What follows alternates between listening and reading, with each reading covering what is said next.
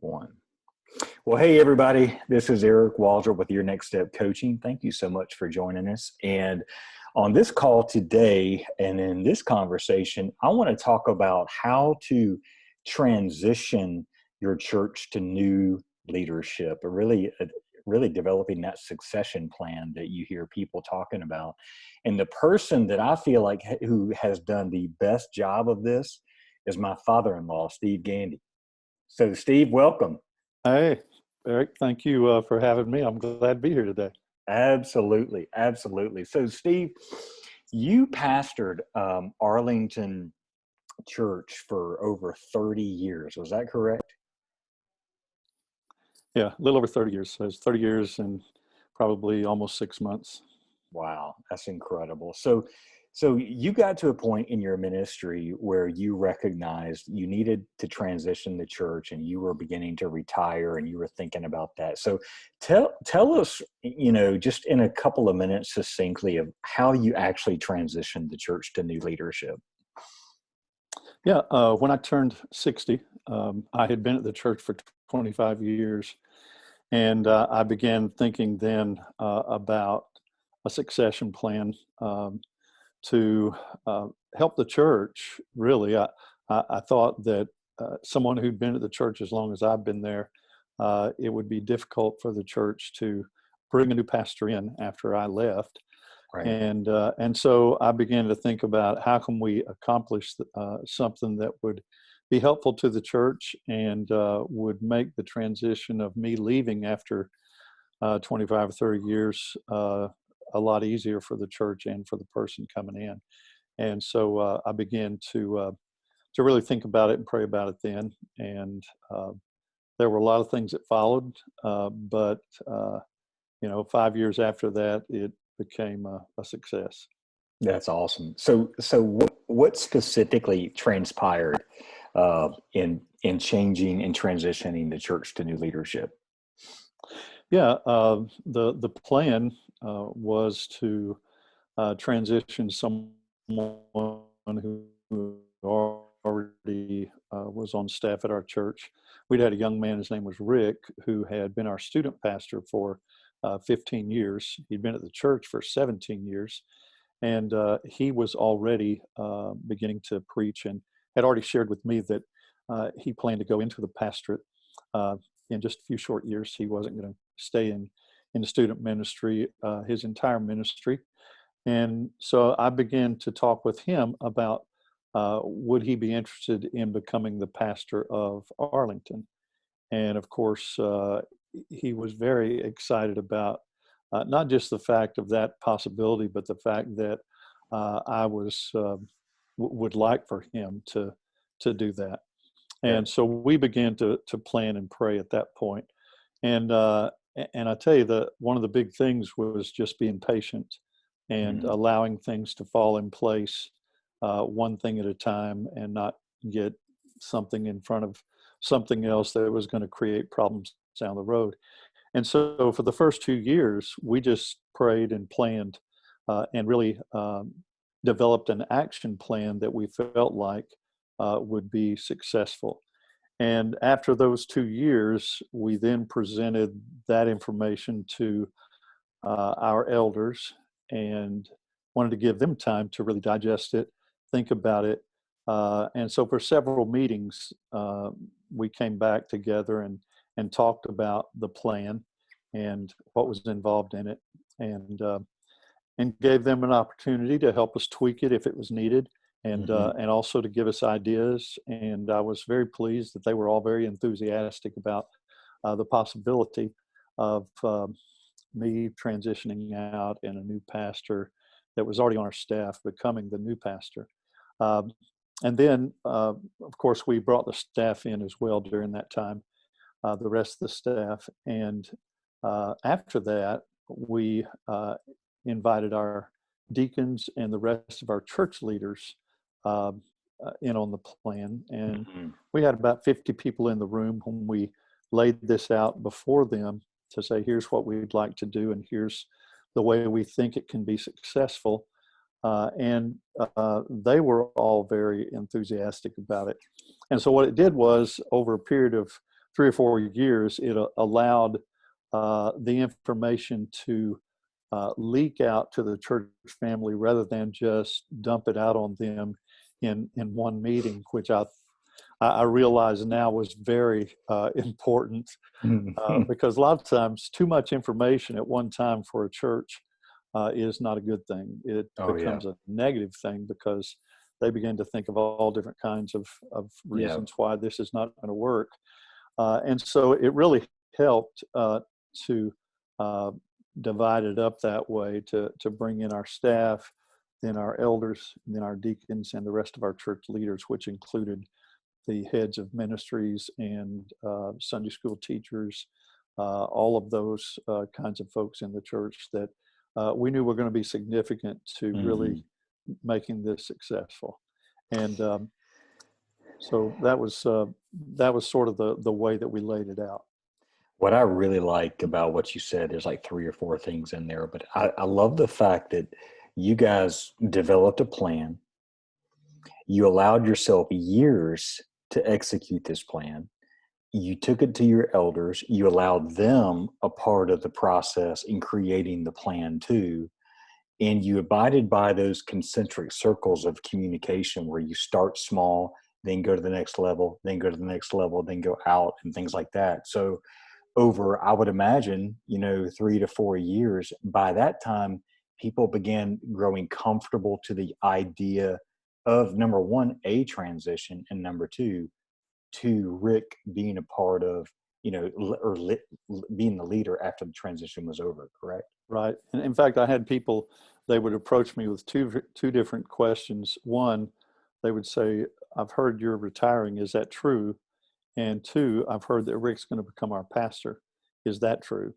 And we were just, I told our leaders and our elders, just be honest with people when they ask you Hmm. that. Just Yep. tell them that that is the plan, and we'll be bringing the entire plan to the church, uh, in a short amount of time. Yeah. Steve, what was personally important to you during this transition? Uh, I think it was the fact of just being patient uh, and not at ourselves, because a lot of times when you're going through the process, you begin to feel like everyone around you has been through that same process, and it's just not true. If they get too much information too soon, it becomes a detriment rather than a help to you. And so, uh, being real patient with it was very important to me. Mm. Mm. Was there anything you were afraid of during the transition? Was there anything you were worried about that maybe could have happened to derail everything? Or Yeah, there were a couple of things. One, I was afraid that Rick might, might decide maybe this wasn't the thing for him after all yeah, along the way, because this whole time you're doing church and you're dealing with difficulties, you're solving problems, you're sometimes being rubbed the wrong way, and I was at times fearful that he might say, I think I was wrong.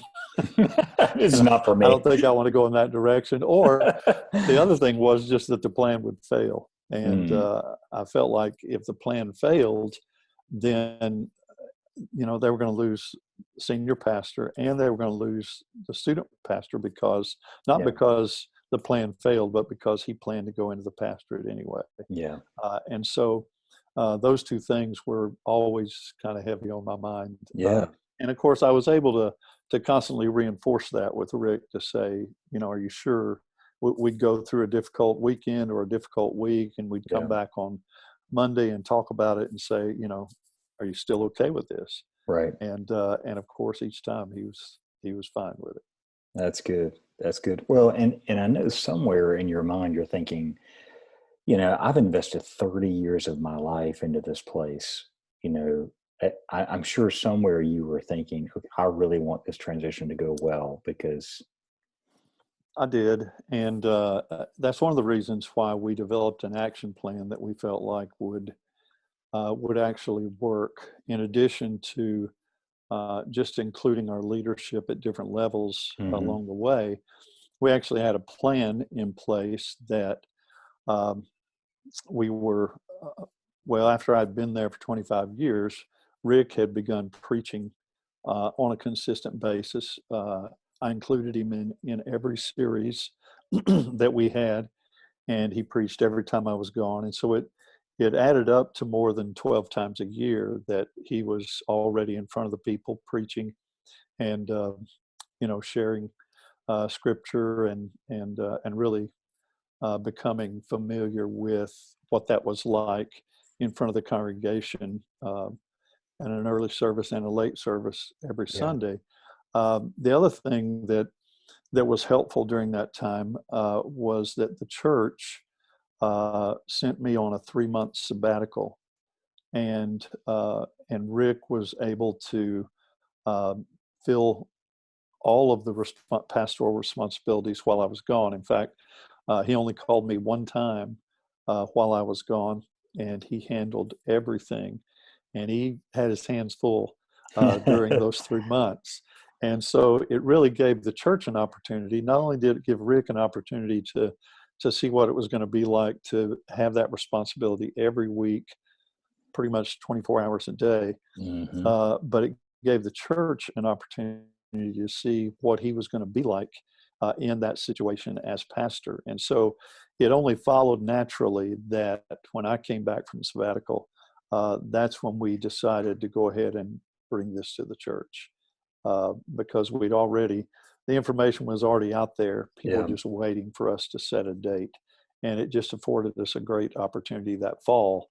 I was gone all summer, and it gave us the opportunity in the fall to have a church conference that would include everyone. So what you're saying is, as the lead pastor, when you want to transition the church, you take a long vacation. That's right. And it was actually quite enjoyable, and I was very good about hands off. Yeah. I didn't call the church office. I didn't try to check up on Rick or the church, see what was going on. Like I said, he only called me the one time, and that was for a severe case that we had of an accident that took place. But dude, I love what you said about, getting away so that people could perceive him in a new role, give him reps under center that quarterbacks get as they're trying to develop their skills and talents, giving him those opportunities to really grow, and people will see him in that manner, right? I love it. It made a big difference. I love it. What was helpful to you during the transition? Just as we put this in front of each of our sections of leadership, just the encouragement and enthusiasm and support, because we felt like we were on the right track with each one of those. When people, nobody got up and stomped out of the room. None of those kind of things happened. And we were grateful for that. People stomp out of the room in church? They do sometimes. But just that encouragement and support was the thing that just kept us centered and realizing, we're going in the right direction here. I know this could be an argument from silence, but speak to maybe what you would have done had you not had somebody like Rick, who was already in the stable, so to speak, was already in the church, on your staff, already in somewhat of a pastoral position. Steve, what would you have done had you not had somebody like that? That is one of the big factors that, as I've talked with other pastors about this, they've said, I don't have someone like that, that I feel like can be mentored to take my place as pastor. And one of the things that I probably wouldn't have, if you'd asked me this question back then, I don't know that I'd have had an answer. But part of the transition for us was that when we got real close in that last year before I retired, and we knew it was coming, we had already made a decision to bring in a new student pastor and allow Rick to start mentoring that pastor. Mm. And then Rick, of course, began to preach more and more in my place. I sort of became secondary, and he became the initial person. So I thought through that and thought, if you're in a situation where this sounds like it would work well for the church that you're in, early on, Yeah. in other words, at when I knew I had 5 years left, I would have brought in someone just for that specific task. And, of course, it may have taken a little bit longer than 5 years to accomplish that.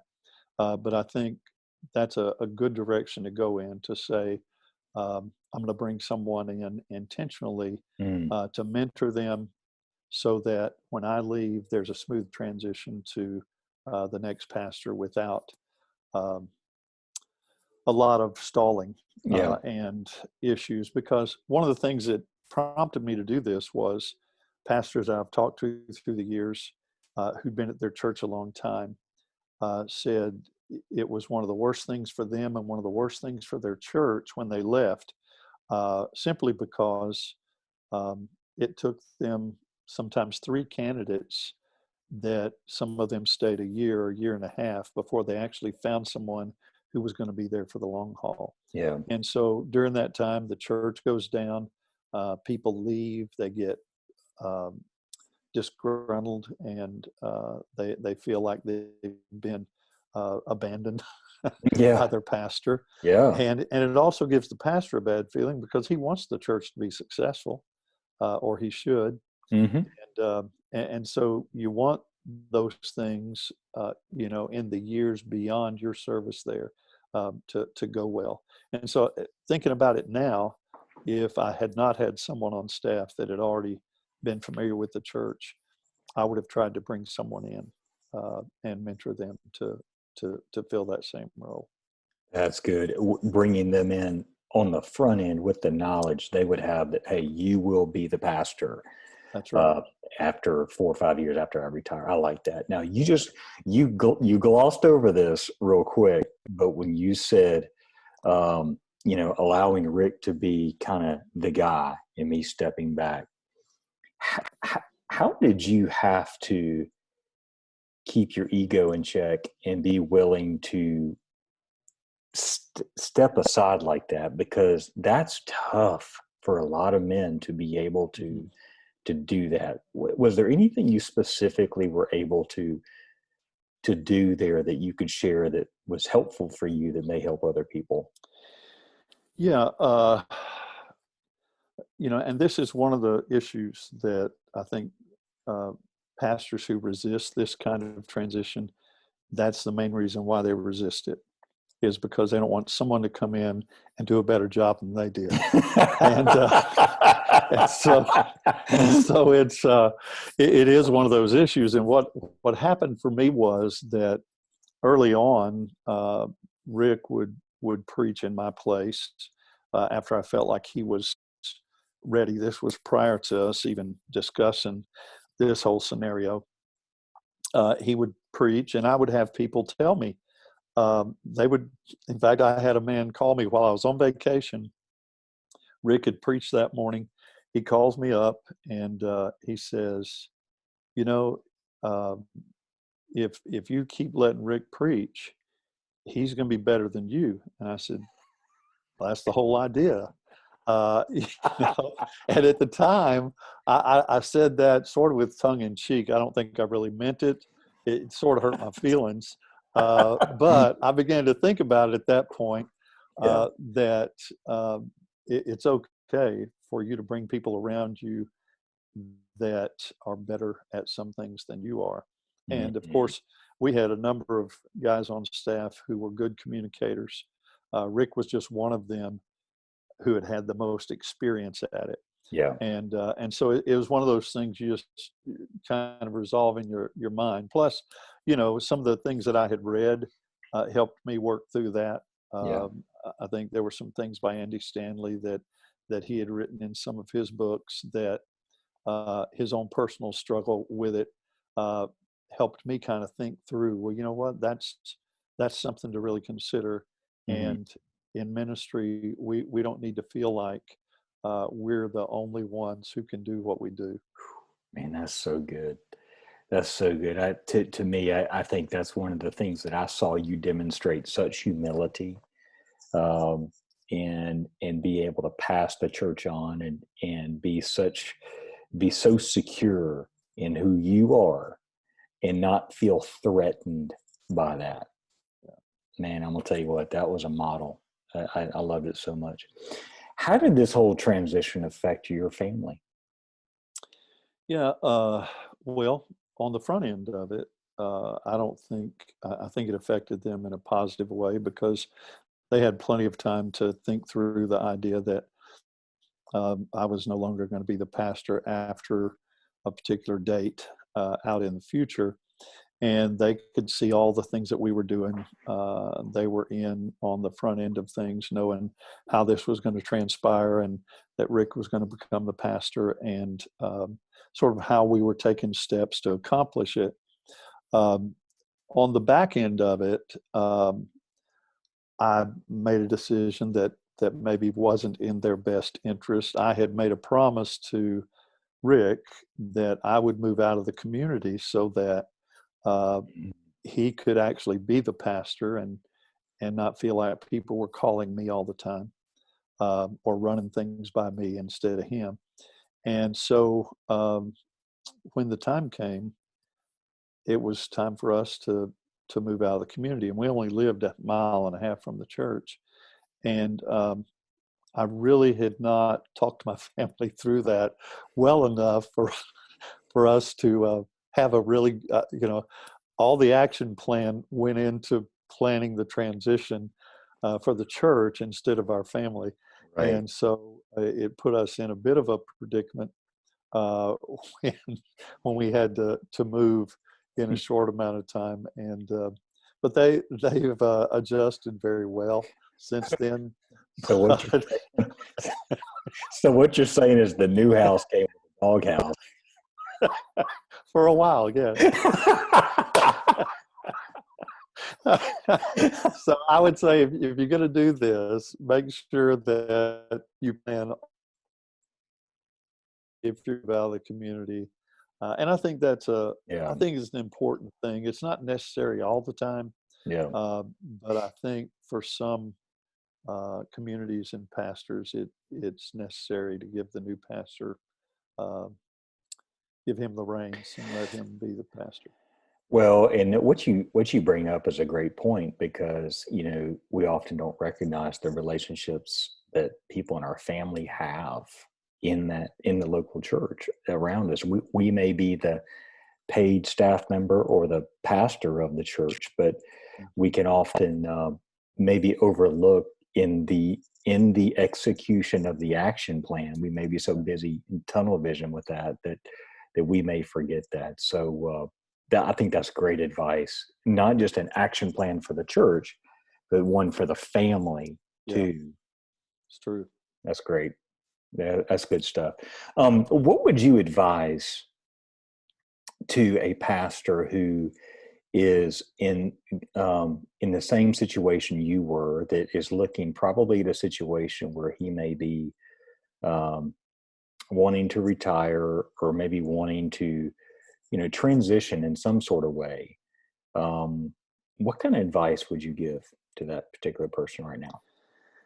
Yeah, I would say that you really need to think it through before you make the decision to go in this direction, um, because there may be some situations that aren't conducive to this.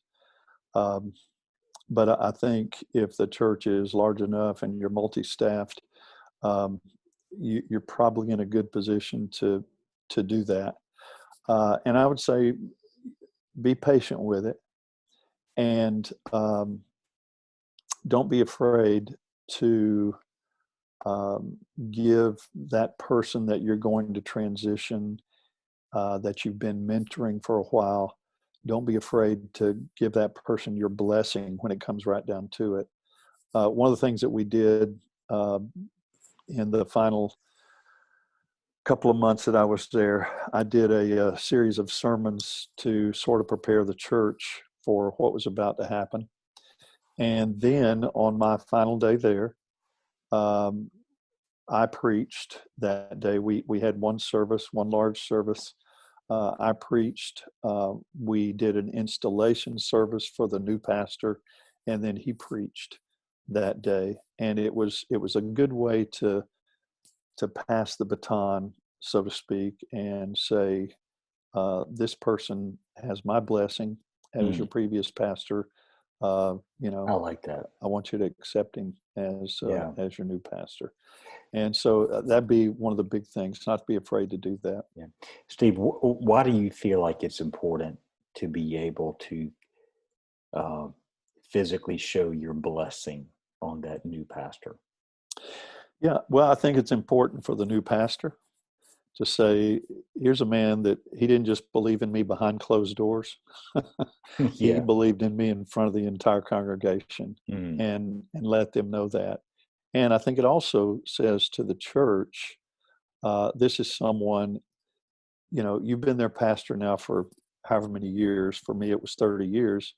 And they're going, we've believed in you and supported you for these 30 years. And it says a lot to us that you're putting your blessing on this new person. It gives us a lot of confidence in the person that's coming in. What would you say the blessing is?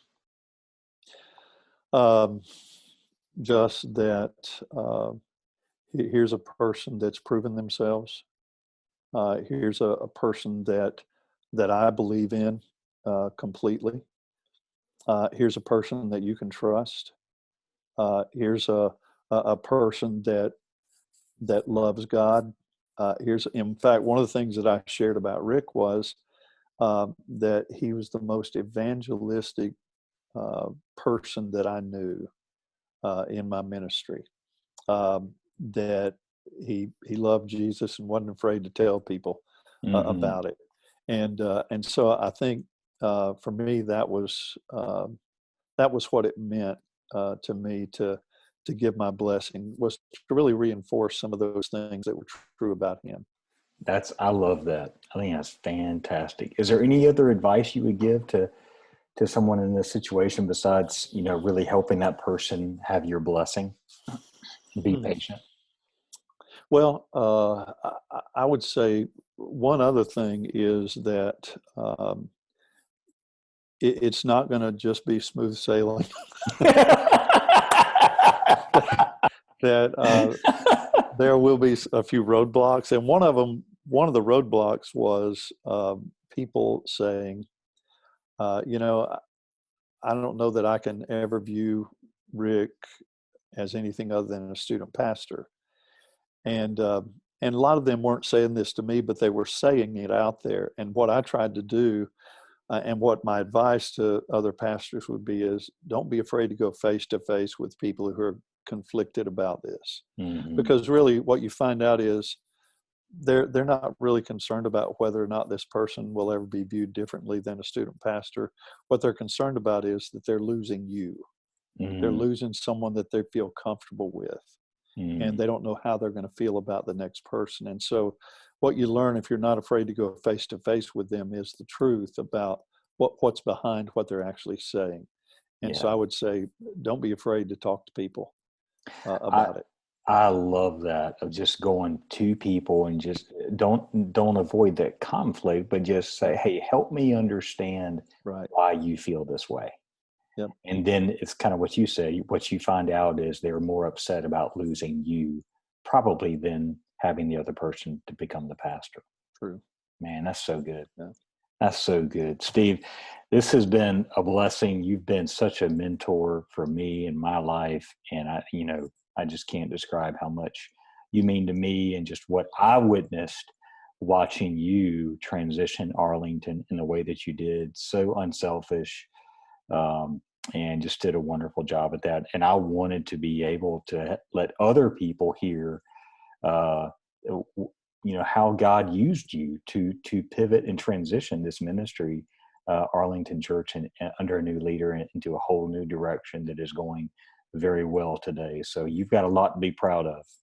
Well, Eric, thank you so much. Thank you for allowing me to do this. I appreciate it. All right. Well, hey, thanks for joining me. All right, buddy.